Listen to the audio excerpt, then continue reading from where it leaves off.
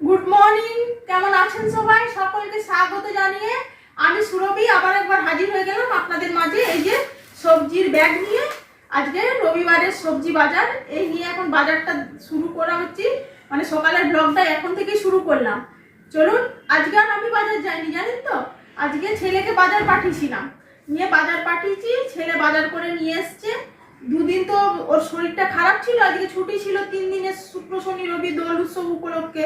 দোল happy Holi happy বলছি, হোলি আর আজকে রবিবার, পরপর 3টে ছুটি পেয়েছে। মাঝখানে ওর আবার শরীরটাও খারাপ হয়েছিল, ওই জন্য হোলিও খেলেনি আর খাওয়া দাওয়া সেভাবে করেনি। সর্দি ছিল, কাশি হচ্ছিল সেভাবে, ওই জন্য খাওয়া দাওয়া করতে পারেনি। নিয়ে আজকে যেহেতু আজকে ভালো আছে, নিয়ে ওই বাজার করে নিয়ে এসছি, আমি আর যাইনি।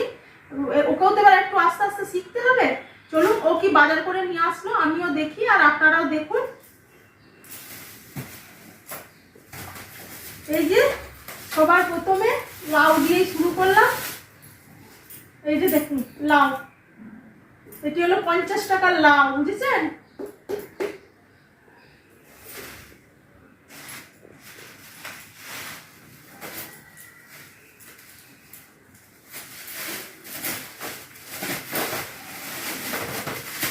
এখানে আছে টমেটো আর পটল।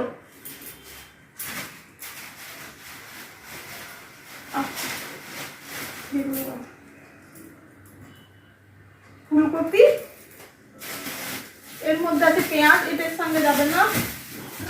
ও পড়েই যা।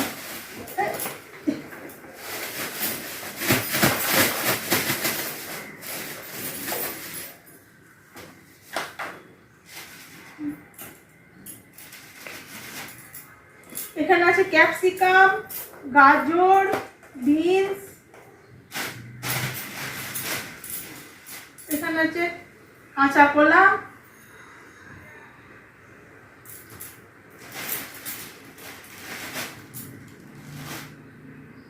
একটা নিয়ে আসতে পারতে, দুটো কেন নিয়েছি?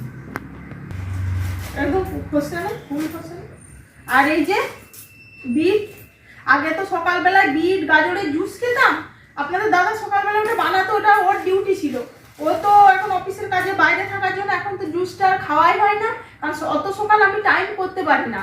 ওই আপনার ওই সকালবেলা ও জুস করতো, আমি রান্না বান্নার দিকটা সামলাতাম। এখন তার ও এখানে থাকে না, সেই কারণে বিট আর গাজরের জুসটা খাওয়া হয় না। কিন্তু বিট আর গাজরটা এখন সবজি হিসেবেই খাওয়া হয়। তবে জুসটাতে বেশি উপকার পেতাম, জানেন তো, বুঝতে পারি, কিন্তু টাইমের অভাবে হয়ে ওঠে না। আর এই যে এর মধ্যে আছে আলু। এই হচ্ছে আজকে এই হচ্ছে আজকে আমার সবজি বাজার, স্বাদের লাউ। চলুন আমাকে কি বৈরাগী বানায়। আর ছেলে আজকে চিকেন এনেছে, বলেছে আজকে স্পেশাল কিছু করে দাও মা, যেহেতু মানে অকেশন ছিল, স্পেশাল ডেট ছিল। বলছে বাবা থাকলে কত কিছু আমাদের পার্টি হতো অন্য বছর, এবছর তুমি কিচ্ছু করলে না, তুমি কনজুস হয়ে গেছো, আমরা তোর শরীর খারাপের জন্যই করতে পারিনি।